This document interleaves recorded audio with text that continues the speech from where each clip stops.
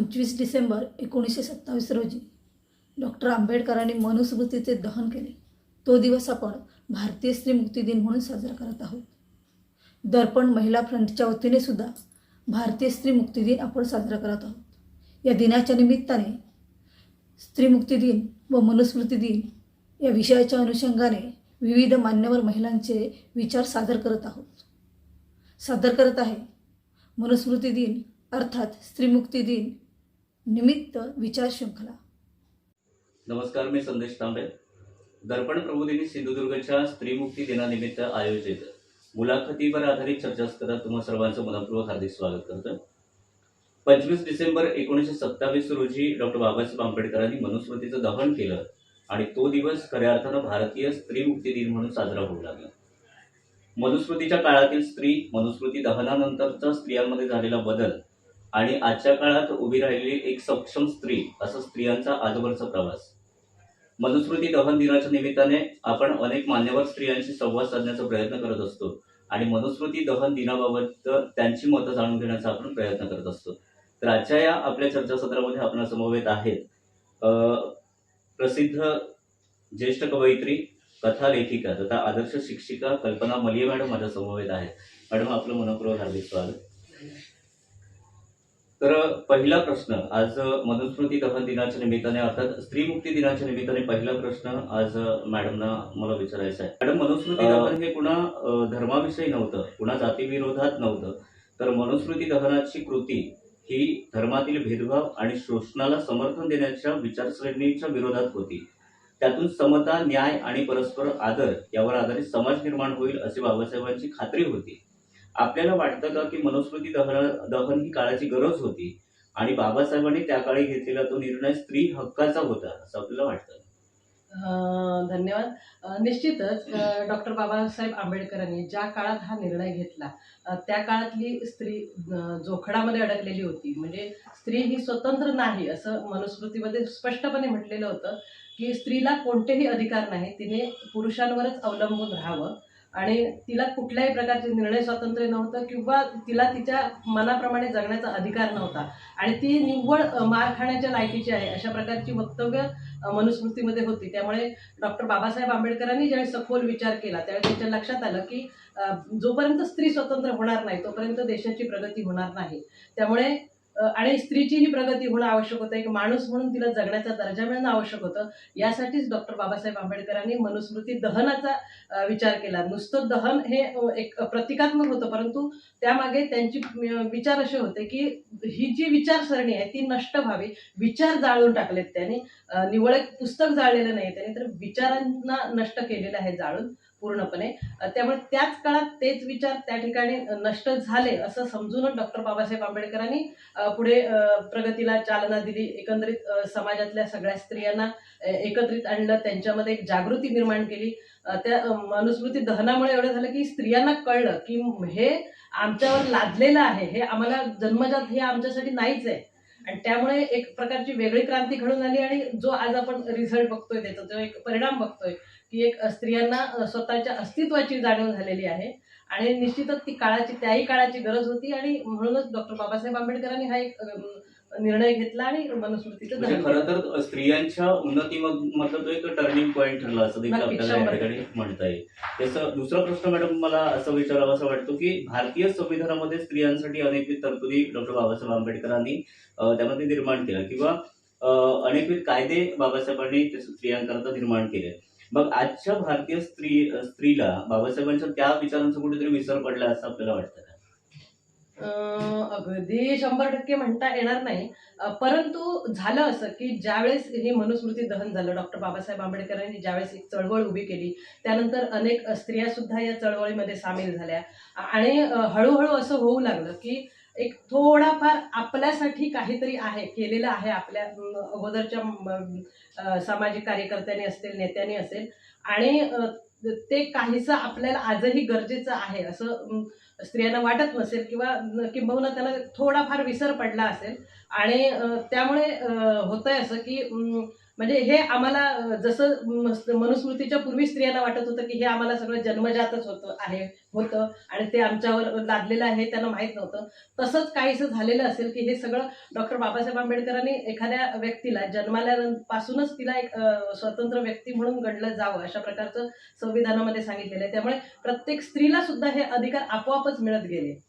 जसं की आता मतदानाचा अधिकार आहे, मग मतदान करायला जायचंच नाही अशा प्रकारचा निर्णय सुद्धा घेतला जातो. तसंच कदाचित असं होत असेल की काय होणार आहे, असं केल्याने काय होणार आहे हे कळत नाही. म्हणजे जोवर आपण आपले अधिकार वापरत नाही तोवर तेव्हा ते अधिकार काहीसे म्हणजे जशी गंज चढते लोखंडाला ना, तसं ते होण्याची शक्यता नाकारता येत नाही. त्यामुळे थोडाफार जर विसर पडला असेल माझ्या भगिनींना, तर निश्चितच माझं असेल, आपणा सर्वांचं असेल एक कर्तव्य राहील की त्यांना या सगळ्याची जाणीव करून द्यायची. येस, म्हणजे त्या स्त्रियांना आपल्याला या प्रवाहामध्ये घेऊन येणं ही देखील आपली सर्वांची जबाबदारी आहे. निश्चितच निश्चितपणे.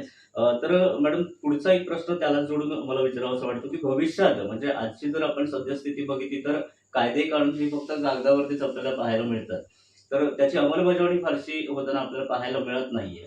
तर भविष्यात जर समजा मनुस्मृतीने पुन्हा एकदा डोकं वर काढलं तर स्त्रियांसमोर कोणकोणती आव्हानं उभी असतील आणि त्याच आव्हानांना जर आपल्याला मात द्यायची असेल तर डॉक्टर बाबासाहेब आंबेडकरांचे त्यावेळेचे विचार हे आपल्याला कशा पद्धतीने उपयोगी येतील? जसं मी मगाशी म्हटलं ना की अधिकार आपण वापरले नाही तर ते कदाचित संपले जाण्याची शक्यता असते. कायद्यांचंही तसंच म्हणता येईल काहीसं, की जर आपण कधी कधी काय करतो की कायद्याला पळवाटा शोधतो, म्हणजे यातून मला एक सूट पाहिजे, सवलत पाहिजे आणि कसा वापरावा कायदा हे एक शस्त्र असं आहे की जे तुम्ही वापराल त्या पद्धतीवर अवलंबून असल्यामुळे बऱ्याचदा असं केलं जातं की त्यातून सवलत घेतली जाते आणि कायदा वापरलाच जात नाही. एक प्रकारची भीती बाळगली जाते. म्हणजे बऱ्याचदा असं म्हटलं जातं की न्यायालयाची पायरी शक्यतो कोणी चढत नाही, पोलिसांकडे कोणी जायला बघत नाही. म्हणजे जिथं जे जे कायदे आपल्यासाठी आहेत ते आपल्यासाठी आहेत हे माहीतच नसतं मुळात, त्यामुळे ते वापरले जात नाहीत आणि त्यामुळे असं होण्याची शक्यता राहील की जर स्त्रियांनी आपले अधिकार वापरले नाहीत आणि त्यांनी हळूहळू स्वतःलाच असं समजून घेतलं की नाही बाबा, मी एक स्त्री आहे आणि माझं जगणं वेगळं आहे स्त्री म्हणून. असं होत चाललंय की अलीकडच्या काळात स्त्रियांना एक व्रतवैकल्यांमध्ये अडकवलं जातंय. एखाद्या याचं फॅड येतं आणि मग ते असं सोशल मीडिया एवढा हे झालेलं आहे, ऍक्टिव्ह झालेलं आहे की ते असं पसरवलं जातं सगळीकडे, म्हणजे एखादी गोष्ट सहजतेने. त्यामुळे तशा पद्धतीचं स्त्रियांना एक सोशल मीडियावर वगैरे ज्या गोष्टी व्हायरल होतात, मग व्रतवैकल्य असतील, आणखी काही धार्मिक रूढी असतील, परंपरा असतील, स्त्रिया सहजगत्या आत्मसात करतातही आणि त्याची अंमलबजावणी करतात. आणि त्यातून होतं असं की जी स्त्री या अशा सगळ्यांची अंमलबजावणी करत नाही तर ती वेगळी टाकली जाते. मग भीतीपोटी, एक सामाजिक दबावापोटी ज्यांना हे मान्य नसतं त्याही स्त्रिया यात आपसूक ओढल्या जातात. आणखी काही आज आपण बघतोय, आपण वाचलंच असेल की धार्मिक संस्थांमध्ये एका ठराविक पोशाखातून स्त्रियांनी यावं अशा प्रकारची सुद्धा बंधनं लादली गेलीत. आत्तापर्यंत ज्या स्त्रिया त्यांना हवा त्या पोशाखातून जात होत्या त्या आत्ता अशा वेगळ्या याच्यातून यावं, तर ह्याच्यामागे कुठेतरी एक धार्मिक कुठल्या तरी गोष्टी डोकं वर काढतायत. कुठलं तरी हे पुन्हा एकदा मनुवादी वर्चस्व लादण्याचा प्रयत्न केला जातो, हे कोणालाही कळत नाही. म्हणजे एक जे वरून कोटिंग दिलं जातंय की एक म्हणतो जसं आपण की चॉकलेटचं असं ते एखाद्या याला कोटिंग दिलं जातं, त्या पद्धतीचं हे कोटिंग आहे की आम्ही एक मोठा हा असा निर्णय घेतलाय आणि तो निर्णय स्त्रियांच्या हिताचा आहे, एकंदरीत धार्मिक ह्याची त्याची गरज आहे धार्मिक दृष्ट्या. आणि ते नकळतपणे स्त्रिया तो आता त्या ठिकाणी जायचं असेल तर स्त्री तिथली सक्ती आहे म्हणताना तोच पोशाख घालून जाणार आहे.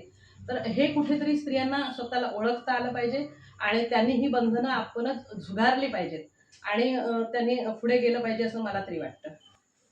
मॅडम, आज मनुस्मृती दहन म्हणा किंवा स्त्रीमुक्ती दिन आपण साजरा करत आहोत, पण या निमित्तानं असं या ठिकाणी नमूद करावं असं वाटतं की डॉक्टर बाबासाहेब आंबेडकर यांचा जो विचार होता किंवा डॉक्टर बाबासाहेब आंबेडकरांना पुन्हा जातीपुरतं किंवा धर्मापुरतंच मर्यादित ठेवलं गेलंय.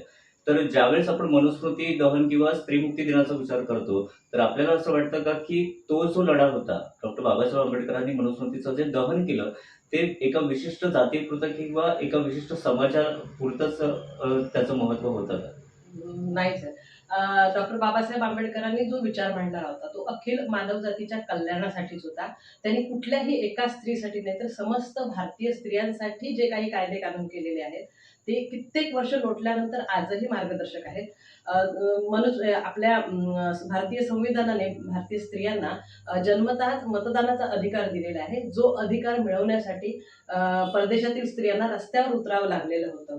मग असं आपण म्हणणं फार चुकीचं आहे की डॉक्टर बाबासाहेब आंबेडकर एका ठराविक जातीचे होते किंवा धर्माचे होते किंवा त्यांनी एका ठराविक समाजासाठी किंवा एका ठराविक जातीसाठी कार्य केलं, अशी जर कुठे समज असतील तर ते त्यांनी अपसमज आपले काढून टाकले पाहिजेत. निश्चितच डॉक्टर बाबासाहेब आंबेडकरांनी त्या एक झळा सोसलेल्या होत्या, त्यामुळे त्यांनी दलितोद्धाराचं कार्य सुद्धा केलं.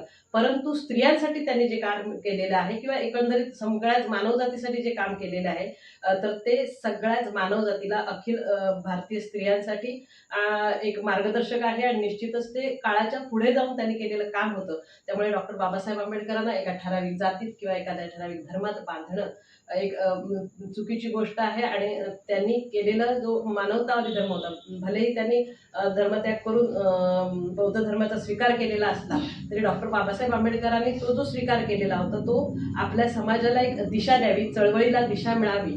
आणि बौद्ध धर्म हा असा धर्म होता की ज्याच्यामध्ये कोणत्याही प्रकारचे भेदभाव नव्हते, त्यामुळे त्यांनी तो धर्म स्वीकारलेला होता.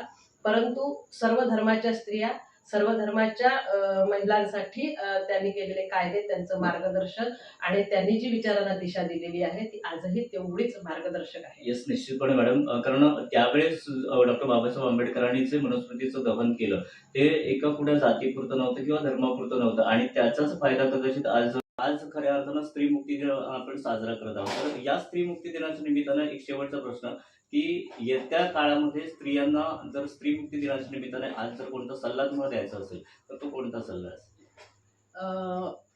अगदी 3 शब्दांमध्ये सांगायचं तर अत्तदीप भव, त्याशिवाय दुसरा शब्द माझ्याकडे नाही आहे. तुम्ही स्वयंप्रकाशित व्हा, स्वयंप्रेरणा घ्या, स्वतःला कुठेही कमी लेखू नका. जे कायदे कानून तुमच्यासाठी बनलेले आहेत ते तुम्ही स्वतःसाठी वापरा. उदाहरणार्थ अगदीच सांगायचं झालं तर स्त्रियांना माहेरच्या संपत्तीत हिस्सा मिळतो, वाटा मिळतो. तुम्ही तुमचा हिस्सा तुमच्या कोणा भावंडांना देऊ इच्छित असाल द्या, पण तो तुमचा हक्क नाही किंवा अधिकार नाही असं समजू नका. तो तुमचा अधिकार, तुमचा हक्क तुम्ही वापरा. आणि तुमचे जे कायदे तुमच्यासाठी जे बनलेले असतील, हिंदू कोड बिलासारखा एक महत्त्वाचा कायदा डॉक्टर बाबासाहेब आंबेडकरांनी हिंदू कोड बिलासाठी स्वतःचं अस्तित्व पणाला लावलेलं होतं, स्वतःच्या मंत्रिपदाचा राजीनामा दिलेला होता आणि त्याच्यासाठी बाबासाहेबांनी आपलं संपूर्ण आयुष्य खर्ची केलं. असं असताना तुम्ही जर त्यातल्या कायद्यांचा तुम्हाला विसर पडत असेल, डॉक्टर बाबासाहेब आंबेडकरांच्या विचारसरणीचा तुम्हाला विसर पडत असेल, तर येणारा काळ निश्चितच तुमच्यासाठी धोक्याची घंटा वाजवतोय की हळूहळू एक एक गोष्ट अशी डोकावली जाते. ज्या पद्धतीने बंधनं झिडकारलेली होती त्याच्या दुप्पट वेगाने ती चोर पावलांनी पुन्हा एकदा तुमच्या समोर येत आहेत आणि तुम्ही ती स्वीकारताय हळूहळू. तर हे आपण झुगारून दिलं पाहिजे. आणि जर स्त्रीला एक स्वतंत्र व्यक्ती म्हणून, स्वतंत्र एक अस्तित्व म्हणून जगायचं असेल आणि स्वतःला पुन्हा एकदा एक सक्षम स्त्री म्हणून समाजासमोर राहायचं असेल, अन्यथा जे होतं पूर्वीचं ते सुरूच राहील. स्त्री स्वतंत्र राहणार नाही, मग ती गुलाम असेल पुरुषाची.